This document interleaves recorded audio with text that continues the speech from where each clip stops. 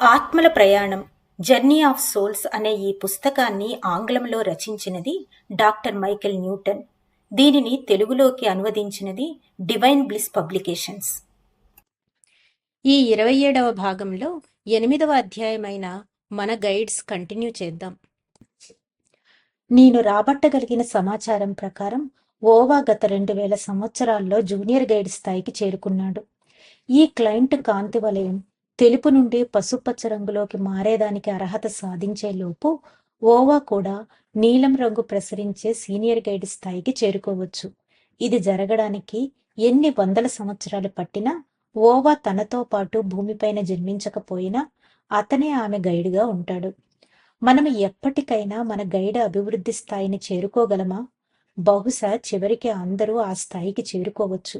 కానీ నా కేసుల్లో మాత్రం ఇలా జరిగినట్లు నేను చూడలేదు. ఏవైనా ఆత్మలు ఇతరుల కంటే త్వరగా అభివృద్ధి చెందగలిగే సామర్థ్యాన్ని కలిగి ఉండడం ఒక వరం.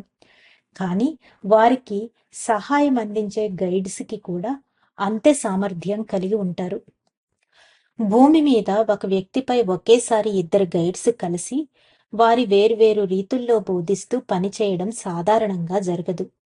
ఇటువంటి సందర్భాలలో ఒకరు మరొకరి కంటే ఎక్కువ పనిచేస్తారు. కానీ రోజువారీ కార్యక్రమాల్లో సీనియర్ గైడ్ పని అంతగా కనిపించదు. ఇలా ఆధ్యాత్మిక సర్దుబాటుతో పని జరుగుటకు కారణం బహుశా ఒక గైడు ఇంకొక గైడ్ కింద ట్రైనింగ్ తీసుకుంటూ పనిచేస్తూ ఉండవచ్చు. ఒక సీనియర్ గైడ్ పర్యవేక్షణలో జూనియర్ గైడ్ పనిచేయటం వంటిదన్నమాట.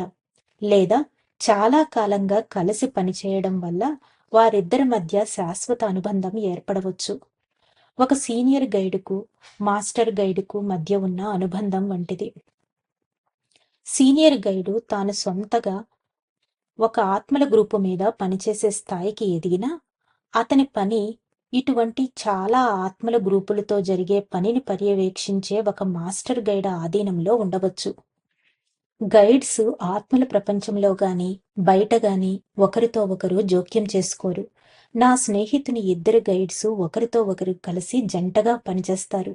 వివిధ జీవిత పరిస్థితుల్లో ఈ వ్యక్తి 2 గైడ్స్ ఒకరితో ఒకరు ఎలా సంభాషించుకుంటారో చూసిన తరువాత ఈ కేసును ఉపయోగించి వివరించడం సబబుగా ఉంటుంది అనుకున్నాను. నా స్నేహితుని జూనియర్ గైడు క్వాన్ అనే పేరుతో దయతో సేవ చేసే ఒక అమెరికా దేశీయ వైద్యురాలిలాగా కనిపిస్తుంది. ఆమె నిరాడంబరంగా జింక చర్మం ధరించి కనిపిస్తుంది. పొడువాటి జుట్టును వెనక్కు కట్టిన రూపంతో ఆమె ప్రకాశవంతమైన ముఖం ప్రత్యేకమైన కాంతితో నిండి ఉంటుంది. ఆమెను పిలిచినప్పుడు నా స్నేహితుడిని బాధిస్తున్న సమస్యలను లోతుగా పరిశీలించి వాటికి కారణమైన పరిస్థితులను వాటికి బాధ్యులైన వ్యక్తులను గుర్తించేందుకు సహాయపడేది. నా స్నేహితుడు ఎంచుకున్న కఠినమైన ఈ జీవితంలో భారాన్ని తగ్గించాలనే క్వాన్ ఆశ వెనుక కఠినమైన గెయిల్స్ అనే మరొక పురుష రూపం యొక్క ప్రోద్బలం ఉంది. గెయిల్స్ ఆత్మల ప్రపంచంలో మాస్టర్ స్థాయికి చేరువలో ఉన్న ఒక సీనియర్ గైడ్ అని స్పష్టంగా తెలుస్తుంది. తన ఈ ఉన్నత స్థితి వల్ల అతను క్వాన్ కనిపించినంత తరచుగా కనిపించడు. గెయిల్స్ నా స్నేహితుని ఉన్నత చేతనా స్థితిలో ఎప్పుడైనా ఆకస్మికంగా కనిపిస్తాడు. ఒక సీనియర్ గైడ్ జూనియర్ గైడ్కు భిన్నంగా ఎలా పనిచేస్తాడు అనే దానికి ఇక్కడ ఒక ఉదాహరణని ఇస్తున్నాను. కేసు 19. డాక్టర్, నువ్వు ఒక కఠినమైన సమస్య గురించి తీవ్రంగా ఆలోచిస్తున్నప్పుడు గెయిల్స్ ఏ విధంగా నీ వద్దకు వస్తాడు? సబ్జెక్ట్ నవ్వుతూ, ఖచ్చితంగా చెప్పగలను, క్వాన్లా మాత్రం రాడు. సాధారణంగా ఆయన ముందు కాసేపు ఒక నీలి ఆవిరి, వెనుక కొంత దాక్కుంటూ కనిపించి కనిపించకుండా కనిపిస్తాడు. ఆయనకు ఇలా చేయడం ఇష్టం. ముందు నాకు ఆయన ముసుముసు నవ్వులు వినిపిస్తాయి. తరువాత ఆయన కనిపిస్తాడు. డాక్టర్, అంటే ఆయన ముందు ఒక నీలిరంగు శక్తిలా కనిపిస్తాడా? సబ్జెక్ట్ అవును. తను దాని వెనక కొంత దాక్కునేందుకు ఆయనకు కొంత సీక్రెట్గా ఉండడం అంటే ఇష్టం. కానీ అది ఎక్కువసేపు ఉండదు. డాక్టర్, అలా ఎందుకు? సబ్జెక్ట్ ఏమో నాకు తెలియదు. బహుశా అతడిని నిజంగా చూడాలని కోరుకుంటున్నానో లేదో తెలుసుకునేందుకు అయి ఉంటుంది. డాక్టర్, సరే, గెయిల్స్ నీకు కనిపించినప్పుడు అతని రూపం ఎలా ఉంటుంది? సబ్జెక్ట్ ఒక ఐరిష్ దేశపు మరుగుజ్జులా. డాక్టర్, ఓ, అయితే అతను చిన్న ఆకారం కలిగిన వ్యక్తేనా? సబ్జెక్ట్ మళ్ళీ నవ్వుతూ, ఒక భూతంలా ముడతలు పడిన ముఖం పైన జడలు కట్టిన ఆయన జుట్టు కప్పేస్తూ ఉంటుంది. ఇటూ అటూ కదలాడుతూ వికారంగా కనిపిస్తాడు. డాక్టర్ అతను అలా ఎందుకు కనిపిస్తాడు? సబ్జెక్ట్ గెయిల్స్ది నిలకడలేని స్వభావం. సహనం కూడా తక్కువే. నా వద్దకు వచ్చినప్పుడు చేతులు వెనక్కి కట్టుకుని ముఖం చిట్లించి నా ముందు అటూ ఇటూ తిరుగుతుంటాడు. డాక్టర్ ఆయన ఈ ప్రవర్తన గురించి నువ్వు ఏమనుకుంటున్నావు? సబ్జెక్ట్ గెయిల్స్ మిగిలిన గైడ్స్లా హుందాగా ప్రవర్తించడు. కానీ చాలా తెలివైనవాడు, నైపుణ్యం కలవాడు.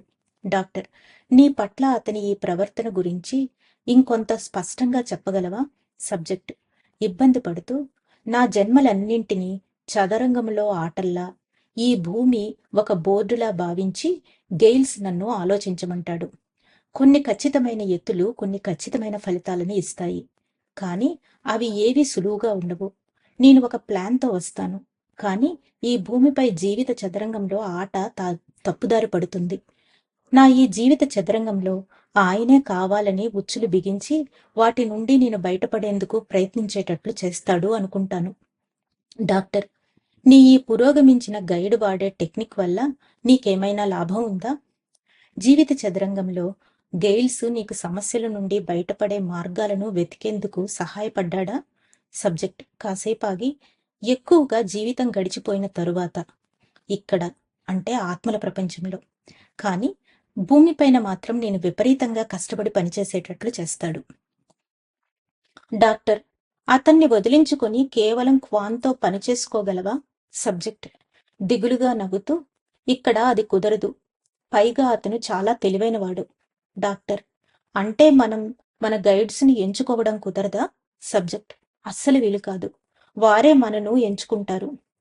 డాక్టర్ రెండు పూర్తిగా వేరే పద్ధతుల్లో సహాయం చేసే ఇద్దరు గైడ్స్ నీకు ఎందుకు ఉన్నారో నీకేమైనా తెలుసా? సబ్జెక్ట్ లేదు, నాకు తెలియదు. కానీ నేను అదృష్టవంతుడిని అనుకుంటాను. క్వాన్ సున్నితంగా నిలకడగా సహాయం చేస్తుంది. సూచన స్వదేశీ అమెరికా వాస్తవ్యులుగా జన్మించిన వారు చాలా శక్తివంతమైన గైడ్స్గా పనిచేస్తారు. గతంలో వారితో అమెరికా భూభాగంలో జన్మించి వారిని అనుసరించిన మనందరికీ వారు చాలా శక్తివంతమైన గైడ్స్గా పనిచేస్తారు. అటువంటి వారు గైడ్స్గా తమకు ఉన్నారని చాలామంది అమెరికా వాస్తవ్యులు చెప్పడంతో ఆత్మలు తమ గత జన్మలకు సంబంధించిన భౌగోళిక పరిస్థితులకు ఆకర్షితులవుతారనే నా నమ్మకం బలపడింది. డాక్టర్ గెయిల్స్ బోధనా పద్ధతిలో నీకు బాగా నచ్చే అంశం ఏమిటి? సబ్జెక్ట్ విచారంగా, ఓ, అతను నాతో ప్రవర్తించే తీరు. నన్ను చిన్నచూపు చూస్తూ, దాదాపు హేళన చేస్తూ, నా పట్ల నేను జాలి చూపడం ఆపి ఇంకా బాగా పనిచేయమని చెప్పటం. ముఖ్యంగా పరిస్థితులు మరీ కఠినంగా తయారైనప్పుడు అతను నన్ను మరింత బలవంతం పెడతాడు. నాలో శక్తులన్నింటినీ వినియోగించమని చెప్తాడు. గెయిల్స్లో సున్నితమంటూ ఏమీ లేదు. డాక్టర్ ఈ హిప్నాటిక్ సెషన్లో మనిద్దరము ఇలా పనిచేస్తున్నప్పుడు కాకుండా మిగిలిన సమయాల్లో కూడా ఈ భూమిపైన అతని బోధన ఇలాగే ఉంటుందా? సబ్జెక్ట్ అవును. నేను ధ్యానం చేసినప్పుడు, నాలో నేను ఆలోచించుకున్నప్పుడు లేదా నా కలల్లో. డాక్టర్ గెయిల్స్ నీకు అవసరమైనప్పుడు నీ వద్దకు వస్తాడా? సబ్జెక్ట్ కాసేపు సంశయించి, లేదు, కానీ నేను ఎప్పుడూ అతనితోనే ఉన్నట్లు అనిపిస్తుంది. క్వాన్ నా వద్దకు ఎక్కువగా వస్తుంది. నా పరిస్థితి మరీ చాలా కష్టమైనది అయితే తప్ప గెయిల్స్ నాకు అందుబాటులో ఉండడు. అతను అసలు చేతికి చిక్కడు. డాక్టర్ క్వాన్ మరియు గెయిల్స్ గురించి నీకున్న భావాలను క్రోడీకరించి చెప్పు. సబ్జెక్ట్ క్వాన్ను నా తల్లిలా ప్రేమిస్తాను. కానీ గెయిల్స్ లేకుండా నేను నా ప్రస్తుత స్థితికి చేరుకోలేకపోయేవాడిని. వాళ్ళిద్దరూ చాలా నైపుణ్యం కలిగిన వాళ్ళు. ఎందుకంటే వాళ్ళిద్దరూ నేను నా తప్పుల నుండి నేర్చుకునేందుకు అనుమతిస్తారు. ఈ ఇద్దరు గైడ్స్ పరస్పరము సహకరించుకుంటూ బోధించే ఒక టీంలా పనిచేస్తారు. ఇద్దరు గైడ్స్ ఉండే ఎవరికైనా ఇదే సాధారణంగా ఈ విధంగానే ఉంటుంది. ఈ కేసు విషయంలో గెయిల్స్ సోక్రటీసు పద్ధతి ద్వారా కర్మ సిద్ధాంతాలను బోధిస్తున్నాడు. ముఖ్యమైన విషయాల్లో నా స్నేహితునికి సమస్య పరిష్కారం ఎప్పుడూ అంత తేలిక కాదని ఖచ్చితంగా తెలియజేసేందుకు అతనికి ముందుగా ఎటువంటి జాగ్రత్తలు చెప్పడు. కానీ ఇంకొక వైపు క్వాన్ వదరుస్తుంది, సున్నితంగా ప్రోత్సహిస్తుంది. నా స్నేహితుడు ఒక హిప్నాసిస్ సెషన్కు వచ్చినప్పుడు గెయిల్స్ చురుకుగా ఉంటాడు. క్వాన్ మాత్రం వెనక నుండి గమనిస్తూ ఉంటుంది. అందరు గైడ్స్ వలె గెయిల్స్ కూడా శ్రద్ధ తీసుకునేవాడే. కానీ తన శ్రద్ధ తీసుకున్న సంగతి మాత్రం ఎవ్వరికీ తెలవనివ్వడు. పరిష్కారాలు అకస్మాత్తుగా వాటంతటవే బయటపడే వరకు, కష్టాలు సమస్యలు సాధ్యమైనంత వరకు నా స్నేహితుడు భరించగలిగేంత ఎక్కువ స్థాయి వరకు రానివ్వబడతాయి. నిజాయితీగా చెప్పాలంటే నాకు గెయిల్స్ తాను అనుకున్న పనిని జరిగే వరకు వదలని ఒక క్రూరుడిలా అనిపిస్తాడు. నా స్నేహితుడు మాత్రం ఈ అభిప్రాయాన్ని కలిగిలేడు. అతడు తనకు కఠినమైన అవకాశాలను కల్పించిన ఈ సంక్లిష్టమైన గైడు పట్ల కృతజ్ఞత కలిగి ఉన్నాడు. ఒక సగటు గైడ్ ఎలా ఉంటాడు? నా అనుభవం ఆధారంగా ఏ ఇద్దరు గైడ్స్ కూడా ఒకలా ఉండరు. అంకిత భావంతో పనిచేసే ఈ ఉన్నత ఆత్మరూపాలు నా పట్ల ఒక్కొక్క సెషన్లో ఒక్కొక్క విధంగా ప్రవర్తిస్తారు. దీని వలన వారి ప్రవర్తన ఊగిసలాడుతూ ఉంటుంది అని నాకు అనిపిస్తుంది. కొందరి క్లయింట్ల విషయంలో ఒక్కొక్కసారి ఒకే సెషన్లో కూడా వారి ప్రవర్తనలో మార్పు కనిపించింది.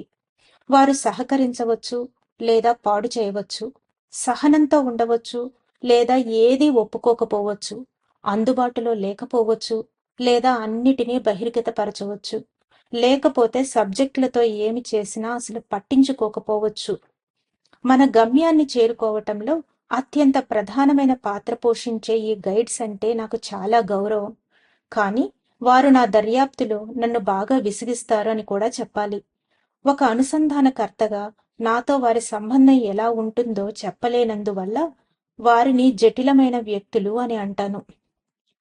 ఈ శతాబ్దం మొదట్లో హిప్నాసిస్ ద్వారా మనుషులపై పనిచేసే మధ్యస్థులు హిప్నాసిస్ జరిగే ఆ గదిలోకి శరీరాన్ని వదిలేసిన ఒక రూపాన్ని ఒక కంట్రోల్లా పనిచేసేందుకు పిలిచేవారు. ఎందుకంటే వారు సబ్జెక్టులకు ఆధ్యాత్మికతను సంబంధించిన విషయాలను వెల్లడించేందుకు దర్శకత్వం వహించేవారు. ఆధ్యాత్మిక కంట్రోల్ గైడ్ కావచ్చు లేదా మరొకటి కావచ్చు, సబ్జెక్టు యొక్క భావోద్వేగాలతో, మేధస్సుతో మరియు ఆధ్యాత్మికతతో సమత్వం ఉన్న శక్తులు కలిగి ఉంటారని గుర్తించబడింది.